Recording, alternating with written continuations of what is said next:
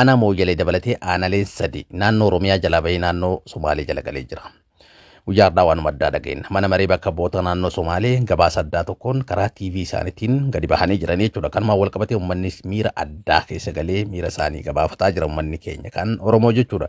Karaan tokkochi nuti qabnu kan addunyaadhaan wal nu quunnamsiisu karaa tokkocha mooyyalee kana mooyyalees akkamitti dabarsee naannoo biraatiif laata mootummaan naannoo Oromiyaa Shimallis Abdiisaa keessattuu mootummaan nuti Oromoodha ofiin jettu tunniin tan jedhu hawaasni miira addaa miidiyaa hawaasaa gubbatti dhageessifachaa jira jechuudha.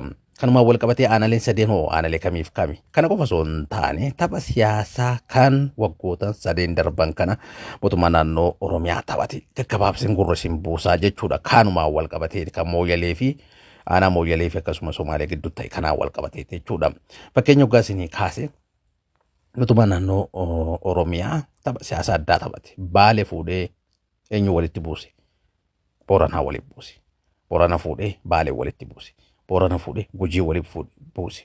Gujii fuudhee eenyu walitti buuse? Booranaa walitti. Mootummaa Oromoo akkamitti karra hulaa tokkocha Oromiyaan qabdu akkamitti gurgurata akkamitti dabarsee naannoo biraatii kenna warra jedhee miidiyaa hawaasaa kanarratti wacaa jiru jira. Warra kanaafis obsaan dhageeffadhaa isin jechuun barbaada. Gaggabaabsan isin qooda. Laayikii godhaa, subscribe godhaa, share walii godhaa, itti dhiyaadha. Namoota tokko tokkottu mootummaan naannoo Oromiyaa dubbii tana quban qabu jedha. Ijoolleedha isiisin. Mootummaan naannoo Oromiyaa akkamii quban qabne? Katabachaa jiru iyyuu tokko isa.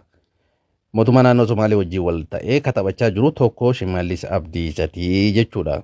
Uummata waliin naqee ofiisaatii gidduu taa'ee akka fedhetti wanni ta'u jechuudha. Sirnuma gartee wayyaaneen bulchaa turte. Kanumaa jechuudha. So qoosaa akkasii sun dhiisaa namoonni tokko tokko wanni kun oduu kijibaatii mootummaan naannoo Oromiyaa quban qabu mootummaan naannoo Oromiyaa gocha kana raawwatu. Marabaakki dhugaadhaa dhugaa jettu mee gocha mootummaan naannoo Oromiyaa raawwate mooyyalee qofa osoo hin taane aanalee sadeen qofa iyyuu osoo hin taane gocha mootummaan naannoo Oromiyaa raawwate waggootan shanan kana keessatti keessattuu waggootan lamaan kana keessatti isinii himaa dhageeffadhaa. Tokkoffarratti Baalee fi Boorana walitti buusee Baalee fi Gujii walitti buusee Gujii fi Boorana walitti buusee Booranaa fi Baalee walitti buusee jechuudha.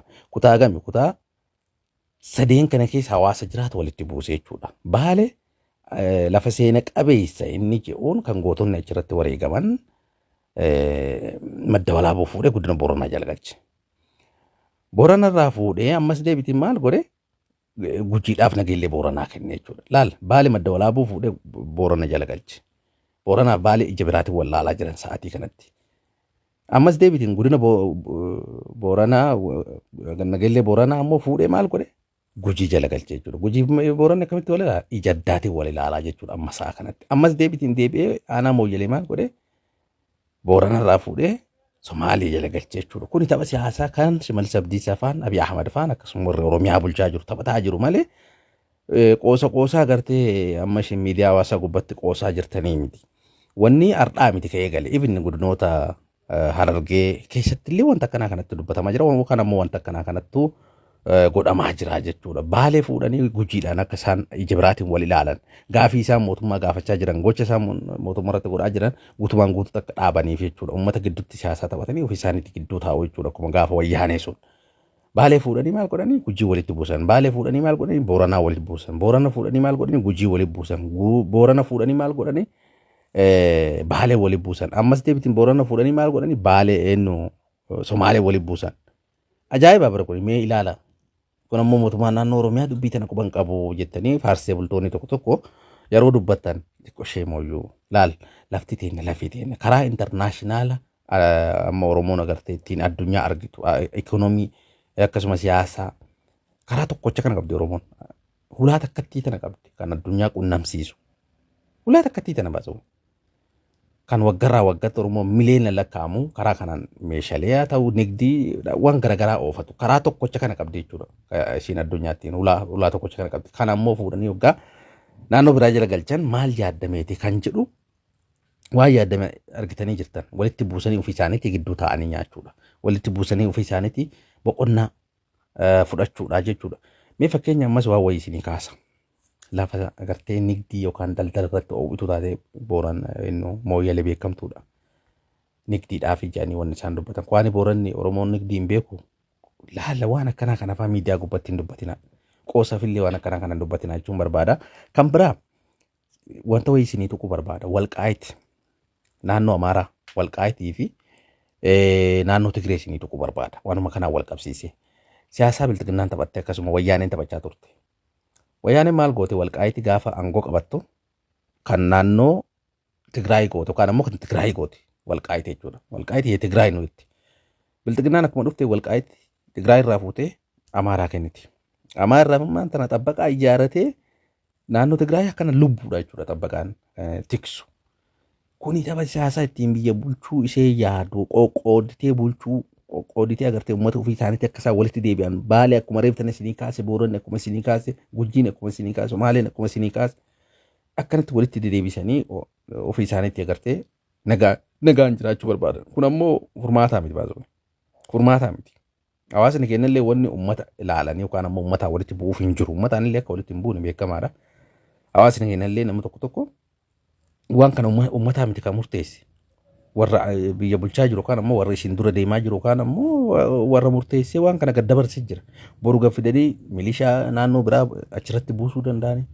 Baandiraa biraa achi keessa dhaabuu danda'ani. Isin jechuun dhugaadha namatti ulfaata laafatan ta'e abboo kan keetirraa dhaalte waggaa agartee naannoo biraa jala galtee ilaaluun dhugaadha fiil namatti ni dhaga'ama. Eebiin nama agartee dhalataa biyya suniitii mitiyyuu yookaan ammoo nama handhuurri isaa achi keessatti awwaalamteyyuu miti kan itti gad dhufee achi dalagatee qadhaabateyyuu boru gibira naannoo biraatiif kafaltaa. Wanni asii godhamu hundi gara naannoo biraa deema waggaa jettuu xiqqimiin guutumaan guutuu gara naannoo biraatti deema waggaa jettu. Bataame tulfaata. Garuu wanni uummata laalamuuf hin jiru. Uummata osoo hin taane mootummaa irratti fokkosii gochuu gaafii kana maaliif mootummaan akka godhe dura dhaabbachuu. Gaafii kana kan gaafatamu mootummaa malee wanni uummata walitti buusaniif hin jirtu. Isaan kasaan barbaadan kaayoon isaanii maali beektani? Kanarratti akkatti hin isin hima. Wanni isaan fedhiin isaanii walitti buusuudha. Yoo nuti walitti bu'uuf didnoo amma Baalee fi Boorana walitti buusanii turanii walitti bu'uuf didan. Lakki nuti gaafiin kenneennu mootummaa naannoo Oromiyaa gaafannaa gacaffit jedhanii jaarrolee akkasuma abbootii amantaa erganii jechuudha. Kaayoon isaanii fedhiin isaanii akka walitti bu'anii isaan qawwee walitti deeffatanii ol waan gaafatanii ganda keessatti gadi bu'anii asuma tana naannawan. Kaayoon isaanii guddaan sun.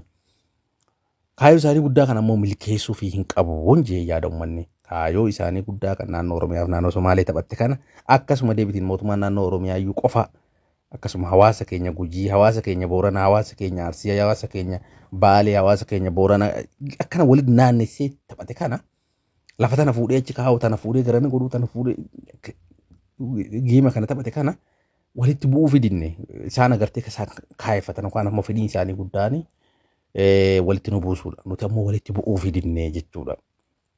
Kanaafi kan naannoo agartee amma guddina aanaa mooyyelee kanallee akkasuma aanaalee sadii dabalatee illee jedhamee amma haasamaa jiru mootummaa naannoo Oromiyaa hagamma waan gabaasiin qabu ammoo manni maree bakka bu'oota naannoo Somaaleetii fi akkasuma tiiviileen Somaalee miidiyaaleen Somaaleen qabdu hundi mooyyelee naannoo Somaalee jala galtee jirti bakka gammaddan jechuudhaan gabaafataa jiranii borugaa wanta haarawa kan dhalattu edanaa galgala kana wanni ka dhagaame ardhaa wanni ka dhagaame boru iftaan waan dhagaamu waan addaati. Ta'uu danda'a. Rifaatu guddaa hawaasa keessatti illee wanti kun uumamee jira. Hawaasa keenya kan Oromoo akkasuma godina Booranaa keessa jirus rifaatu guddaa keessattuu irra deddeebiidhaan warri agartee godina Booranaa kana beeytan mooyyelee fa'aa keessattuu beeytan ni beeytanii gosaaf gosa waliin naqa mootummaan baasawee. Gosa Booranaa kana fuudhee garrii waliin naqa. Garrii tan fuudhee Gabraa waliin naqa. Gabraa fuudhee Burjii waliin naqa. Akkasitti jiraata lafa biizinaasaa lafa haayida mallaqaanillee waan xiqqoollee yoo dalagde daftee guddattee daftee dur deemtu waan ta'eef bakka mallaqi jiru bakka gartee biizinaasiin haayin jirtu ammoo yeroo kamiyyuu bakka wanni jira jiru rakkoma jira. Haa ta'u hawaasni keenya wanta kana gara isaan fokkosii deeffatan gara isaan agartee wanni godhuu qaban ibin yooma agartee boriyyuu bandiraa achi keessa kana kaasanii Oromiyaa bandiraa Oromiyaa kaasanii bandiraa Somaalee kanayyuu dhaaban gaafiin keessan gara mootummaa naannoo Oromiyaa gara mootummaa federaalaa gara mootummaa wanti iyyuudha malee hawaasa walitti buusu isaan wanni isaan gochiisan dalagu barbaadan sun ammoo yeele keessa waggaa 5-6 akkas taa'e maal godhanii karaa gama kanaaf gama kana jiraa miti fuudhanii waggaa gartee akkanatti buusan ijoollee qopheessanii nama qopheessanii xabbaqaa qopheessanii tokkumaan dhukaasaa achi booda dhukaasa achumaan itti fufaa jechuudha. tapha kana immoo kataphatu hawaasni ni beeka, uummanni mooyyalee ni beeka, xiqqaa guddaa beeka, jaarolleen ni beekanii kataphatu immoo mootummaa naannoo Oromiyaa, mootummaa gartee Somaaliiti jechuudha. Ofii isaaniitii nagaan taa'uudhaaf jecha wanni isaan nagaa ta'anillee hin jirtu. Ofii isaaniitii nagaan taa'uudhaaf jecha immoo gocha kana raawwatan malee uummanni wanni inni godhe hin jirtu. Nutis waan uummata goonee hin qabnu. Kana hundi keenya baruu qabnaa jechuudha afani. Geema kana naannoo Amaaraa keessatti illee akkasuma uummata Tigreetii walitti buusee taphachaa jira. Mootummaan Bilxiginnaa kun naannoo Oromiyaa keessatti illee bakkoota reefta maqaa isinitti ibin Harargee illee dabalatee jechuudha. Walitti buusee taphachaa ture. Dabalataan amma kunoo boonyalee lafa takkatti intarnaashinaala karaa hulaa tokkocha. Huraa tokkocha Oromoon agartee ittiin addunyaa qaqqabdu addunyaa dhaan agartee daldala waan makamiin waa ta'uuti ittiin nagdatu siyaasa illee ibin baasu. Mooyyaleen bakka istirateejii haa taate keessaa isa tokko ibin malla eenyu Lammaa Magarsaa wanta kanarratti dubbachaa ture. Nigdii nu barbaachisa, ikonoomii nu barbaachisa, ikonoomii immoo dalaguudhaaf karaan wanni kun barbaachisaadha. Boroo agartee kas dura taa'u durii amma xabbaqaa Oromoo teetteetii mikaate dubbatu xabbaqaa Oromoo takkana nu godhe warra poolisii Oromiyaa takkana nu godhe jettee dubbattaame. Boruu ka jijjigarraa gad ergame kafaan kan keen beeynetti dura taa'ati maal gootamee naayu. Kan kun dhugaa jiru baasoo. Kafaan kan kee dubbanne hawaasa miliyoona agarsiichi kee jiraatu kana karatti si qaxaree si dura dhaabbata qawwee qabate maal abbaa keetti taa ta'u kana. Hawaasni keenya hawaasa walitti buusuu hin taane mootummaa gaafii gaafachuu qaba jedheen amanaa. Kuni gaafii furmaatati malee isaan kaayyoon isaanii nu walitti buusanii taa'anii nutti kofluudha. Tapha isaan taphataa jiran kana yaada keessan komentii jala nu kaa'aa, laayikii, sabskiraayib, sheer godhaa, boru walitti deebina bal'innaanii nagaatti.